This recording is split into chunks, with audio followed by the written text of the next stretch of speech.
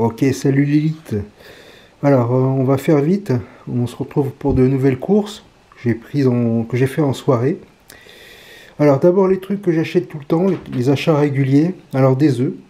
Alors, des œufs, bon, cette fois-ci, j'ai pas fait le crevard, j'ai acheté des œufs assez chers. Dernière fois, je crois que je vous avais montré des œufs à 100 yens. Ceux-ci ils sont à 214 yens. C'est la première fois que je les achète. Ils ont une particularité, c'est qu'ils sont de ma ville en fait.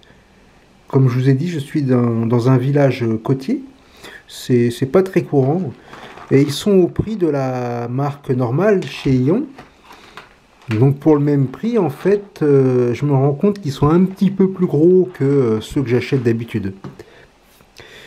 Donc ils proviennent de la ferme. On va voir ce que ça donne. Alors, comme d'habitude, mes tomates concassées, normalement ça coûte 138. Là, ils étaient en promo à 100 yens. Donc ça, c'est une très bonne affaire. Des petits pains à 50 yens, 54 yens, très bonne affaire aussi. Toujours la sardine, j'adore la sardine. Alors celle-ci, elle est au gingembre. Voilà. Donc, je vais me faire plaisir avec ça. Alors, une belle trouvaille. Des pommes, vous savez que les fruits au Japon, ça coûte un bras, hein, c'est cher. Normalement, un seul fruit comme ça coûte 150 yens. Et j'ai eu donc 4 pommes à 162 yens. Donc là, je suis assez content en fait. Voilà. Alors, ensuite, des haricots. C'est bon de manger des haricots, il y a plein de choses intéressantes dedans. Ça, c'est un mix. Alors, haricots américains, haricots américains.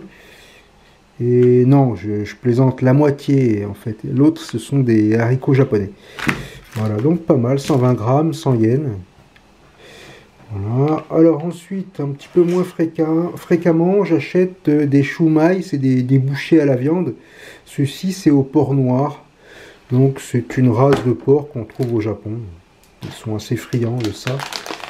Les petites cochonneries, la mounet, d'habitude ça coûte 100 yens, là il est à 68 yens. Voilà. Bon, c'est pas de l'alimentation, mais j'ai dû acheter de la lessive. Donc, je sais plus combien ça coûte. Ça coûte moins de 200, bon, je dirais 170 yens, voilà. Bon, ça a fait augmenter ma facture, mais bon, j'en ai besoin. Alors ensuite, vous connaissez beef jerky? Beef jerky, c'est du bœuf séché en fait. Donc c'est très fréquent aux États-Unis. Donc les Japonais aussi en raffolent. Mais celui-ci, c'est du faux. C'est pas de la viande séchée. C'est du soja qui imite de la viande. Voilà.